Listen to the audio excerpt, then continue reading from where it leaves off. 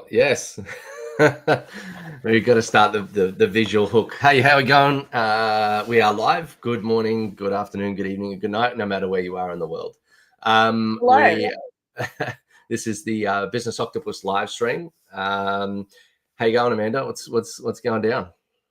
Look, I'm fabulous. Also, we have stories to tell you, team.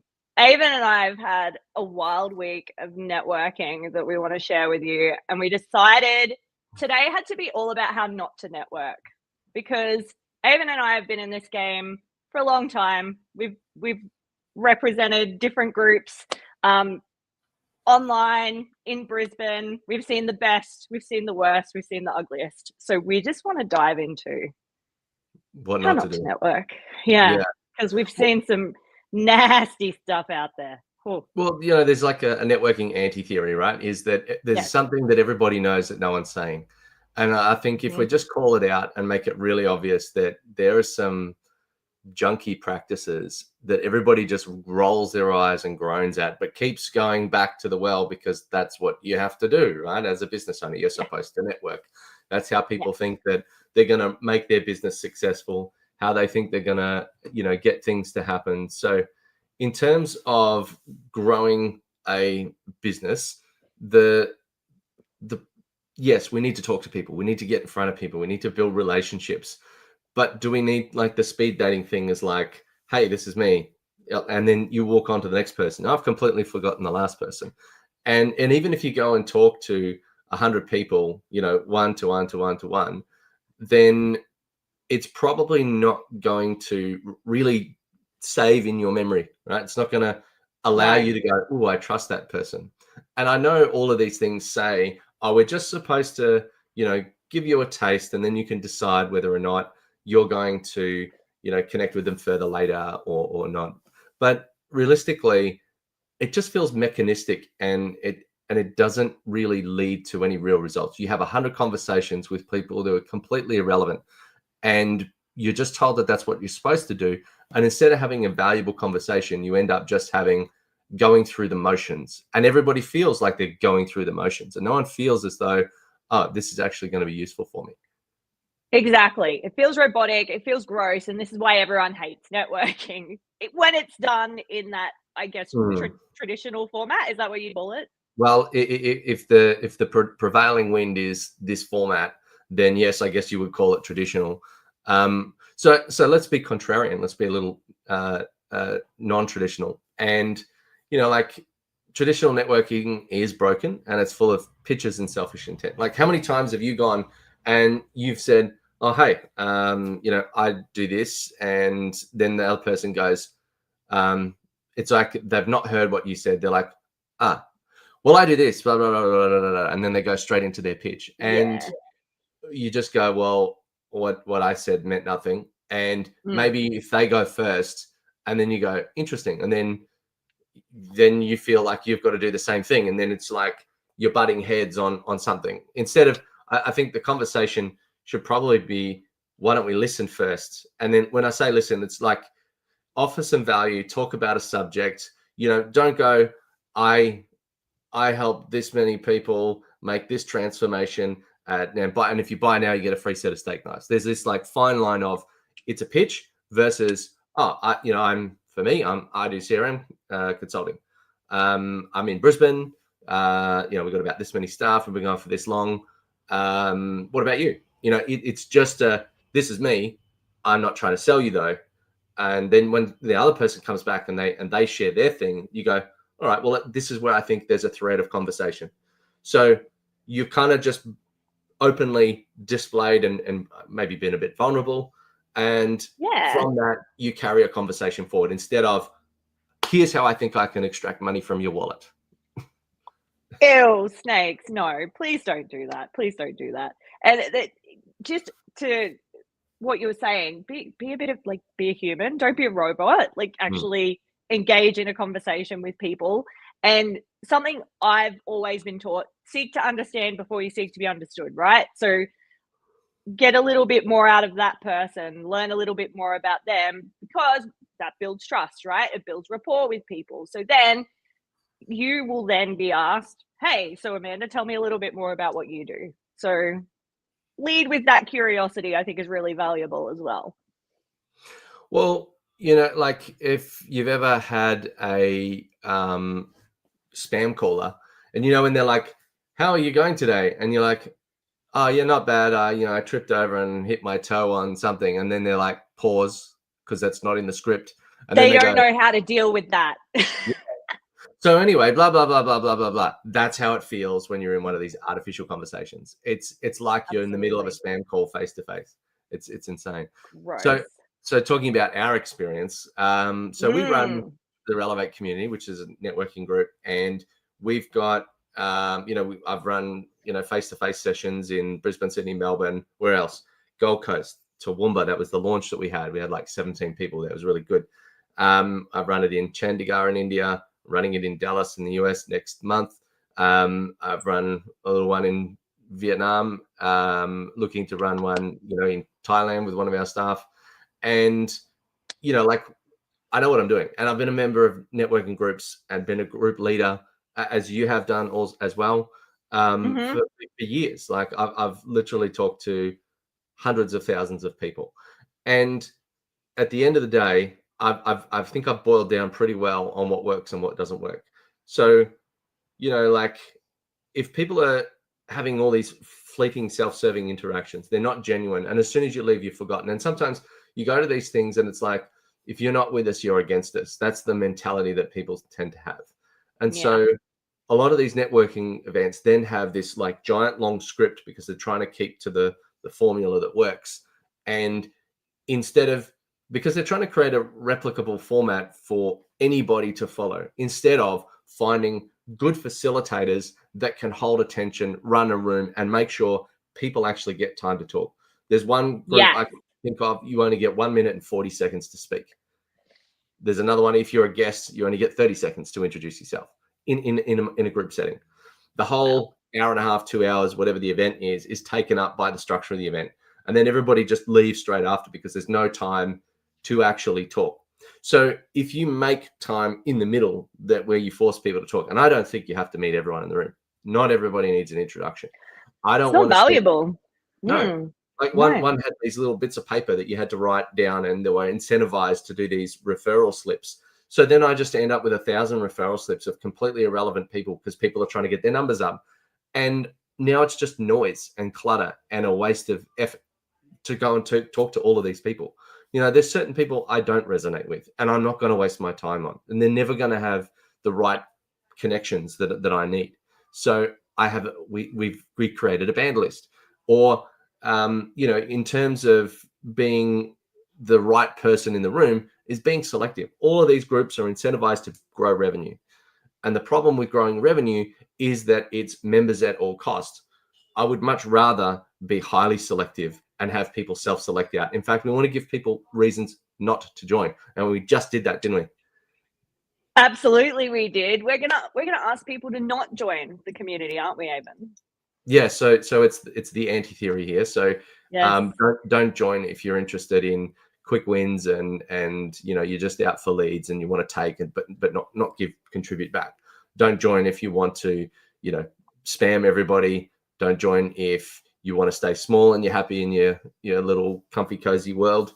We want to push to be better, not just do things for the sake of doing things because that's what we feel like we should do. But I think we really need to get back into the story of Yeah. this one incident. So we ran this event. Sorry, I'm running with the conversation, but we ran with this event, and these are all new people. Amanda and I are there, and we had Richard, who's the group leader, and so I tried to like set the scene. And we started with the whole thing of, this is not about pictures. This is not about, keep your business cards in your pocket, find out about the people around you, have a conversation. And then I tried to stage a conversation, not stage, but like encourage an early one for everybody to watch so that I could help shape it in the right direction, and then step back and let everybody have their proper conversations. And I said, who's got a challenge, a struggle, or something wrong, or wants to share something? And then someone said something, and then somebody else jumped out straight away. I can help you. I do this, this, this, this, this, this, and this. And I later found, well, not only did we say, hey, look, that's probably the wrong approach. you probably need to, you know, just lean back a bit, have a conversation first, try to understand the person, and you will get to that. We found out later that that person was a little bit desperate. They were maybe selling a product that was, you know, white labeled, and they claimed to have some level of quality expertise or something that they developed, but they didn't. So, and the other thing is, the person who asked the question has some very specific requirements on who they Yes, can work with. that's But right. that question was never asked. No one delved deep enough to find out what she really needed. Well, we did end up, it did come out later, conversation I had with someone completely different, which Yeah, then ended up sending them your way yeah. Someone I had never because we met. had a deeper conversation Yeah. instead of just jumping down someone's throat and Mm. So without someone understanding their I actual situation. timing is always funny on live streams. I Someone I know. had never met brought somebody else that I had never met over to me because they understood what I did, and it was extremely relevant. Like, it was a very well connected sort of, or well made connection. So instead of you know, and I did the thing of, I barely talked about myself. I kept my business cards in my pocket. I tried to find out more about other people, but it just got out because other people knew my conversation, knew me deeply enough to make that connection. So Exactly. when she came up and asked for my business card, then that's fine. But only, like, that was a conversation that wasn't forced. It wasn't coerced. It wasn't, you know, done out of obligation. It was a legitimate request. I am interested. And That's because right. they made that request, now that feels more natural. That's it. And I think if we zoom out a little bit, if you do this really well, you've got the rest, like other people in the room that are working for you. Avon's over here having a conversation Mm, about something completely different, but there's other people in the room, like you say, that know your business well enough because you've done this really well. Like, you've set yourself up to win, mm, and it was just happening organically while you were off doing something else. And that's how it should happen, team. That's what it's mm. really about. Well, I've been to one of these franchising networks, and they're like, what this guy was like this far from my face, and, you know, really overbearing, and I had nowhere to go. Like, so straight away I'm on the back foot, and then, like, I Yeah. felt like I had to perform my. He's like, oh, you know, tell me about you, and I know that they were expecting the 30-second pitch, and I'm like, well, there's more nuance and detail. Yes, there's the pitch, great, but I don't really, not everybody's there to, like, perform. I don't need high volume. So I don't need to talk to 10,000 people to find, you know, Mm. 500 customers. I need to Mhm. talk to, you know, 5 or 10 really good, really deep clients, really deep conversations to get to the gold. And then, you know, one client a month really does me, you know, like, I would be fine with that if they're the right size. So Mm. I don't need to go kiss 1,000 frogs to find the prince. I don't need to, you know, go through the haystack to find the needle. But what's better is if I build deep relationships with other people that are having conversations, and then when they hear those key words, those key things, they go, "I know someone that you need to talk to," and that is 5 times more valuable than any Google ad client or any Facebook ad kind of Absolutely. person. Mhm. So yeah, look, I think normally when we run these communities, you know, it's about collaborating and not about, you know, trying to pitch. You know, there's you're going to meet 100 people. The chance of the right person being in front of you is 1%. And even when you talk to the 1%, then the likelihood that they're going to trust you straight away is almost zero. So it's better if someone else comes over and goes, you need to meet this person. I see value here, because they've probably got a trust relationship with that person. Mhm. Exactly, exactly. And just I don't know, there's just I know we keep saying it. When someone else introduces you, it just saves so much work and energy. It's just Mm, like the deal's already done. Like, pretty much. because Yeah. someone they know and trust has said, "You need to speak to Avon because XYZ." And with that, you Easy know, as like, pie.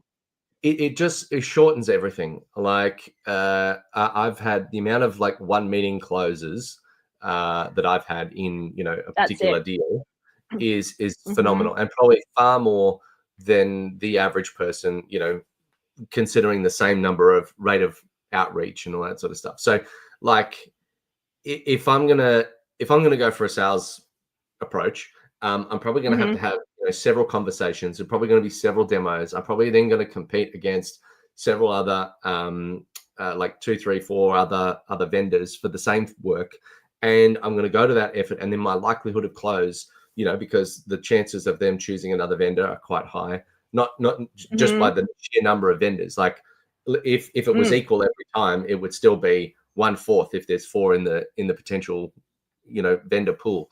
So I don't want to do 4 times the work for that rate of close when I could just have one good conversation, have pre-built my network to then have 1, maybe 2 calls and then go, here's the contract, sign on the dotted line, let's go. And generally for a pretty high value because the trust is there. But if the trust isn't there, 100%. then what's the point? You got to build it from zero. Exactly. Yes. So a lot harder, much more work. And I think one thing I wanted to drill in on, Avon, is that there's some pleasant side effects of networking, apart from what we've just discussed. Mm, You might overhear a conversation, something that someone's saying. I know for mm, me the other day, I was chatting to someone about something completely off topic, and it gave me an idea for me to implement in my business. So it wasn't so much a lead or someone that I needed to speak to about doing a mm, deal. It was like, oh, I hadn't thought of doing it that way. And then I go and mm, implement, and suddenly I'm, saving myself 3 hours a week. Absolutely amazing. So mm. getting in, talking to people, understanding how they do things. There's a lot of pleasant side effects from just getting in and getting to know other people's businesses and how they get things done as well.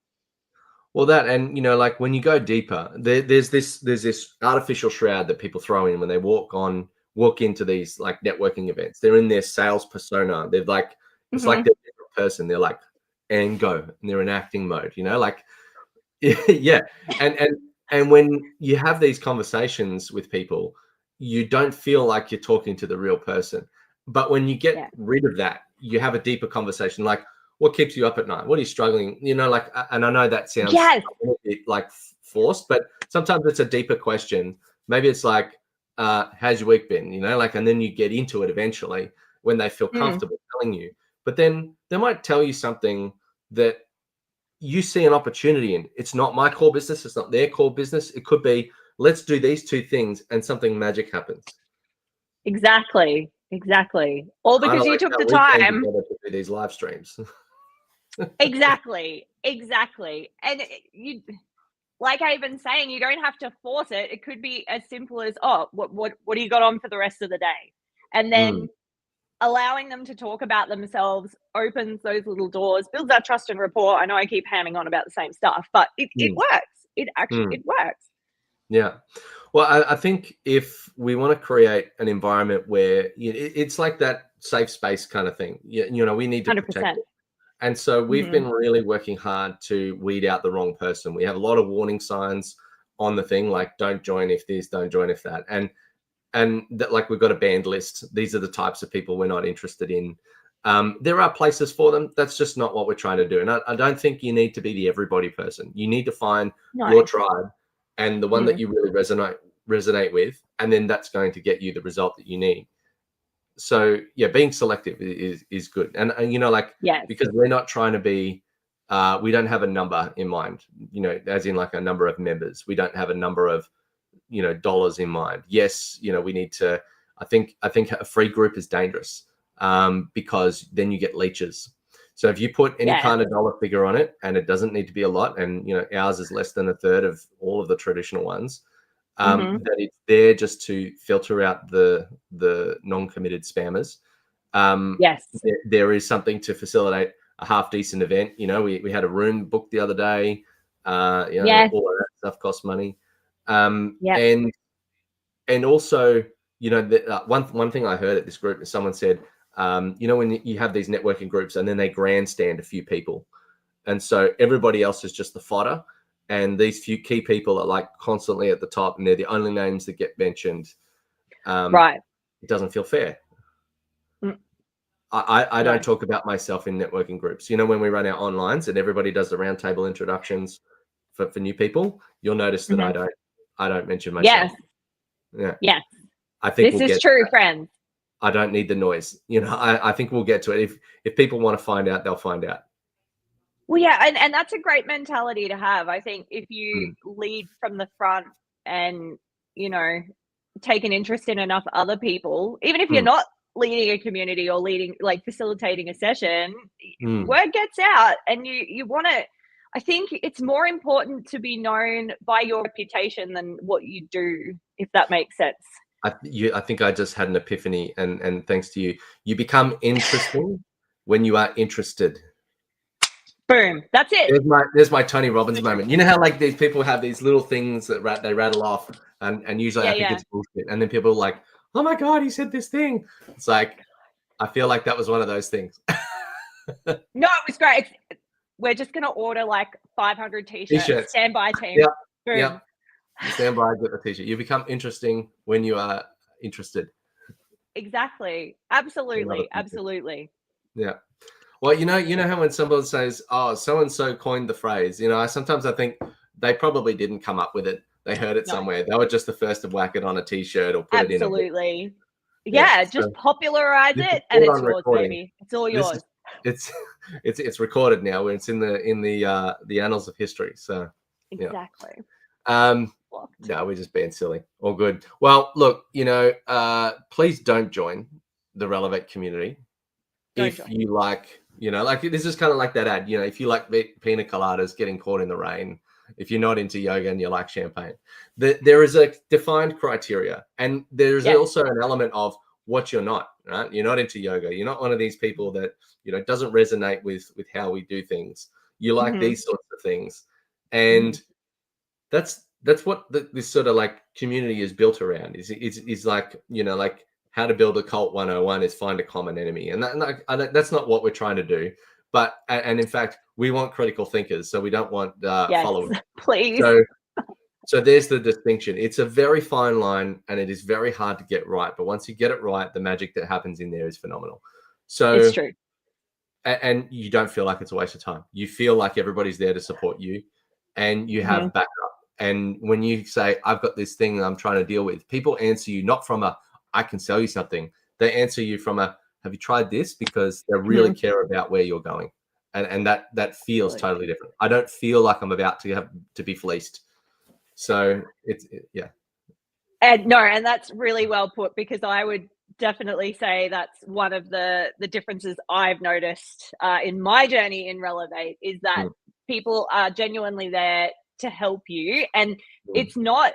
I'm going to go on a little side quest. I've found a lot of networking groups are quite cliquey and they have their own factions, and there's mm. bitchiness and just Yeah. like competitiveness. It's not like that at all. It Relevate, which is amazing because Mm, who has the energy for that, honestly? Like, we're here to run a business, we're here to build yeah. empires, we're here to, we don't have Mm, time for that rubbish. So, yeah. we want to be supported on our upward trajectories.